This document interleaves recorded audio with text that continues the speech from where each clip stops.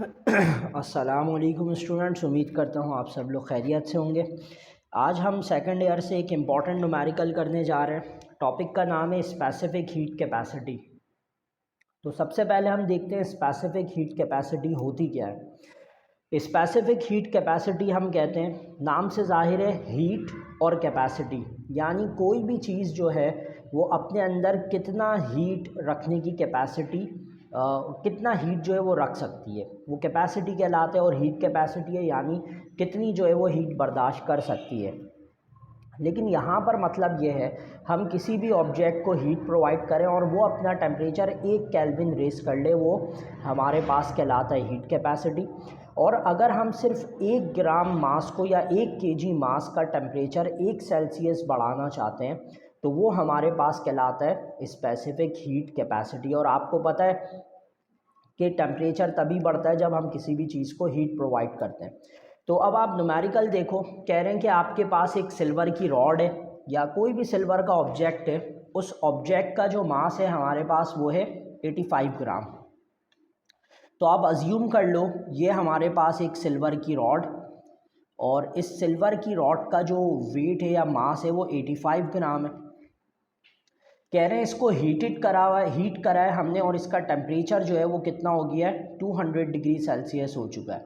और फिर कह रहे हैं इसको ड्रॉप कर देते हैं एक कॉपर के कैलोरीमीटर में जिसका मास है 125 ग्राम। तो ये हम एक कैलोरीमीटर बना लेते हैं। तो इस कैलोरीमीटर का हमारे पास जो मास है वो कितना है, 125 ग्राम है।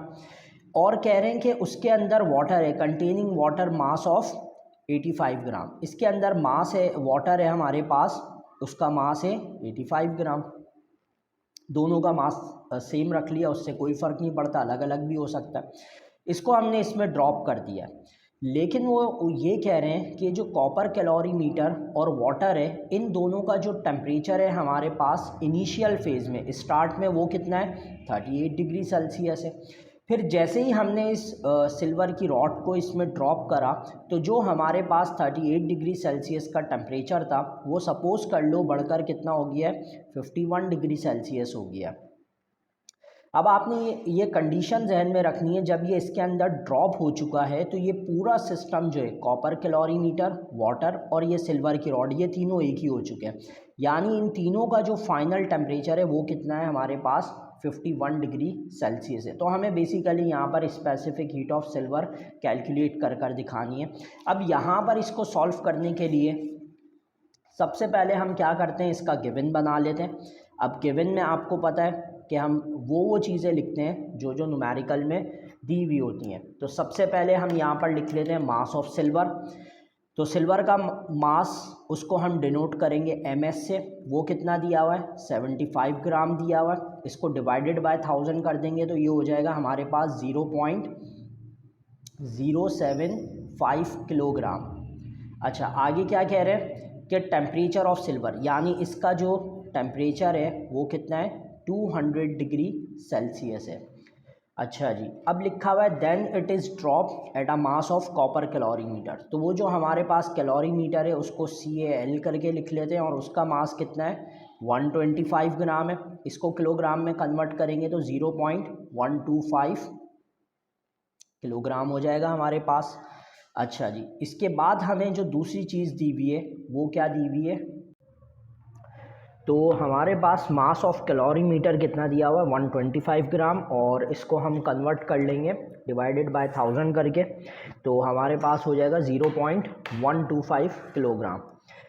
अच्छा, इसके अलावा अगर हम पढ़ें और क्या चीज़ गिवन है, इसके अंदर लिखा हुआ है कि कॉपर कैलोरीमीटर है कंटेनिंग वाटर ऑफ मास 85 ग्राम, यानी कि मास ऑफ वाटर दिया हुआ है। तो हम उसको लिख लेते हैं MW 85 ग्राम।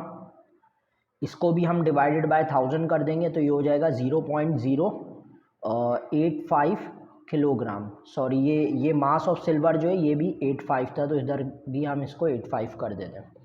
अब आगे लिखा हुआ है containing water of mass 85 gram at 38 degree Celsius, यानी कि ये कॉपर कैलोरीमीटर है, और इस कैलोरीमीटर का मास 1 to 5 ग्राम है, और इसके अंदर जो पानी है उसका मास 85 ग्राम है, और लिखा हुआ है इनका टेम्परेचर है 38 डिग्री सेल्सियस।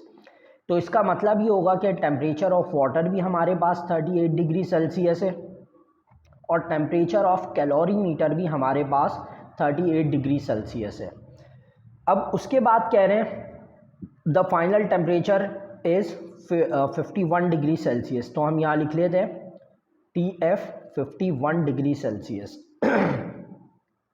तो कंडीशन आपको समझ में आ गई होगी। कंडीशन कुछ इस तरह से है कि हमारे पास जो सिल्वर की रॉड है जब उसको डिप किया जाता है तो पूरे सिस्टम का जो टेम्परेचर है वो 51 डिग्री सेल्सियस हो जाता है।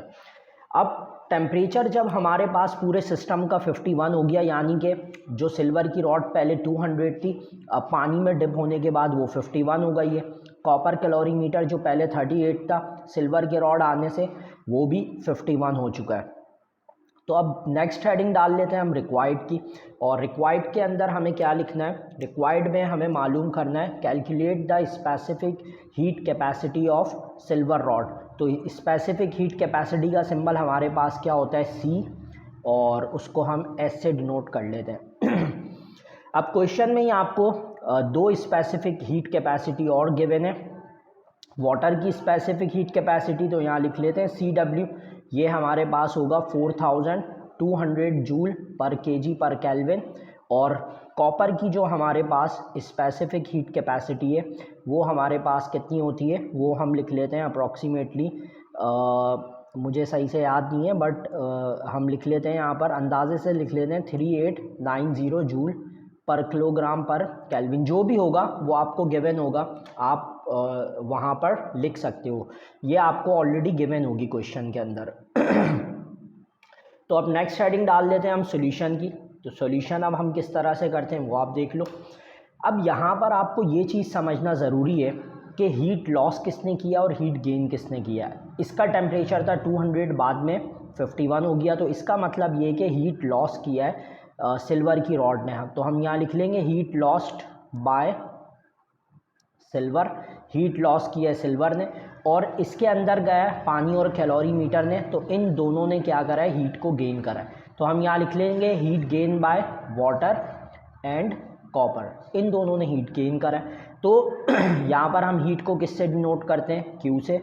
सिल्वर के लिए S लिख देंगे, और यहाँ पर दो हीट है, एक हीट ऑफ वाटर है और दूसरा हीट ऑफ कॉपर है, तो उसको QC और QW। तो यहाँ पर दो थे जिन्होंने हीट गेन करा है, तो इसलिए इन दोनों को लिख दिया, और इधर हीट लॉस करने वाला सिंगल था तो वो लिख दिया। अब Q का फॉर्मूला क्या होता है हमारे पास? Q का फॉर्मूला होता है MC डेल्टा T। क्योंकि ये सिल्वर का है तो इसके साथ S और S लगा देंगे। वाटर के लिए भी यही फॉर्मूला होगा MC डेल्टा T, लेकिन यहाँ पर W लगा देंगे, और कॉपर के लिए भी हम MC CC और डेल्टा T। तो अब बेसिकली हमें ये मालूम करना है, और बाकी सारी चीज़ें जो हैं हमारे लिए नोन है, लेकिन इसमें जो सबसे इम्पॉर्टेंट पार्ट होता है वो क्या होता है? पहले मास ऑफ सिल्वर लिख लेते हैं, वो हमें कितना दिया हुआ है? 0.085 CS मालूम करना है। अब डेल्टा T आपको पता है कि T2 माइनस T1 होता है। लेकिन यहाँ पर जो हमें डेल्टा T लिखना है ना, वही सबसे ज़्यादा इम्पॉर्टेंट चीज़ है। अब डेल्टा T सिल्वर का है, तो डेल्टा T अगर सिल्वर का है तो इस पूरी कंडीशन में सिल्वर के टेम्परेचर हमारे पास कितने हैं? दो हैं। पहले 200 है, जब पानी में डिप हो गया तो फिर 51 हो गया, तो हमें यहाँ पर लिखना पड़ेगा TS minus TF। T2 minus T1 दरअसल हम इसलिए लिखते हैं क्योंकि T2 ग्रेटर होता है। अब यहाँ पर जो ग्रेटर टेम्परेचर है वो 200 है, तो इसलिए हमने TS पहले लिखा और TF बाद में, क्योंकि TF जो है वो लेसर है कॉपर सिल्वर के लिए। अब यहाँ पर हम क्या करते हैं?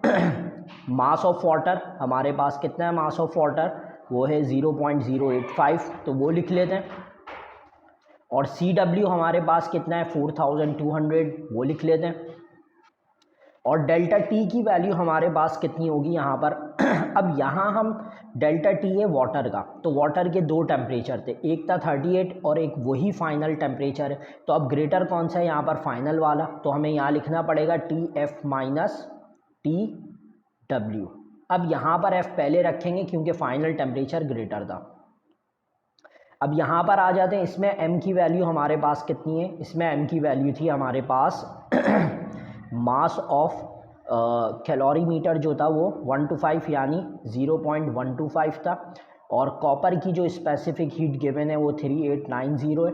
और यहाँ पर आपको जो कॉपर का टेम्परेचर लिखना है वो क्या लिखोगे आप, TF माइनस TC, क्योंकि कॉपर का भी जो टेम्परेचर है वो बाद में 51 होगी और पहले 38 था। तो ये हमने इसकी क्या बना ली है, वैल्यूज़ पुट कर ली हैं। अब सारी वैल्यू पुट करना बाकी है। सारी वैल्यूज़ किस तरह पुट करते हैं, 0.085 ये लिख लिया, CS हमें मालूम करना है वो आ गया, और TS यानी टेम्परेचर ऑफ सिल्वर स्टार्ट में कितना था हमारे पास, वो 200 था, तो वो लिख लेते हैं। और TF हमारे पास कितना था, 51, वो लिख लेते हैं। ये हो गया। अब यहाँ पर 0.085 को हम मल्टीप्लाई कर देते हैं साथ में 4200 से। तो आप देखो 4200 मल्टीप्लाई बाय 0.085, तो ये मल्टीप्लाई होकर हमारे पास कितनी वैल्यू हो गई, 357। तो इन दोनों को मल्टीप्लाई करके हमने लिख दिया 357, और TF कितना है 51, और TW हमारे पास कितना था 38, वो लिख देते हैं। फिर प्लस की साइन आ जाएगी। अब 0.125 को मल्टीप्लाई कर देते हैं 3890 से, तो यहाँ पर 0.125 मल्टीप्लाई बाय 3890 तो ये हमारे पास कितना हो गया, 486.25।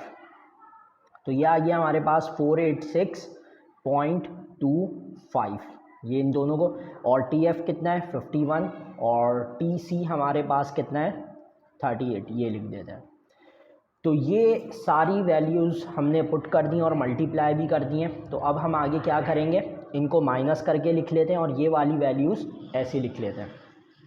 तो बचा हुआ हम यहाँ पर कर लेते हैं। तो यहाँ पर हम पहले लिख लेते हैं 0.085 और CS और 200 माइनस 51। तो 200 माइनस 51 करेंगे तो हमारे पास वैल्यू कितनी आ जाएगी, 149 आ जाएगी। वो 149 हमने लिख लिया। अब दूसरी वाली जो साइड थी उधर हमारे पास 357, 51 माइनस 38 है। तो 51 माइनस 38 करते हैं, तो वो हमारे पास कितना आएगा, 51 माइनस 38, ये आएगा 13। तो हम यहाँ लिख लेंगे 357 और ब्रैकेट में 13 और आगे हमारे पास क्या था 486.25, तो 486.25 और वो भी माइनस करके 13 आ जाएगा।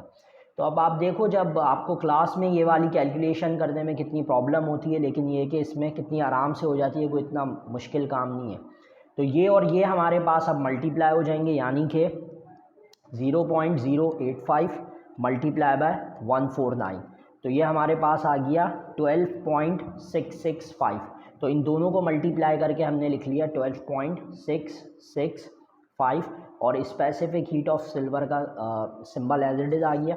अब 357 और मल्टीप्लाई बाय 13, ये हमारे पास आ गया 4641 और इसी तरह से आगे इन दोनों को मल्टीप्लाई करा हमने, तो ये आ जाएगा 486.25 मल्टीप्लाई बाय 486.25 मल्टीप्लाई बाय 13, तो ये आ गया 6321.25। अब इन दोनों को प्लस कर देते हैं, तो प्लस 4641, देखो ये इसी में आंसर आया, आंसर में ही प्लस कर दिया, तो ये हमारे पास हो जाएगा प्लस होने के बाद 10962.25 और ये वाली साइड जो हम ऐसी लिख लेते हैं 12.665।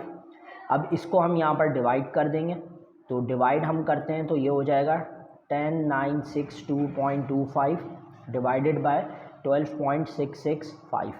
तो अब यही जो आंसर आया हुआ था उसी से मैं डायरेक्ट डिवाइड कर दूंगा 12.665, तो हमारे पास आंसर आ जाएगा 865.5 जूल पर किलोग्राम पर केल्विन।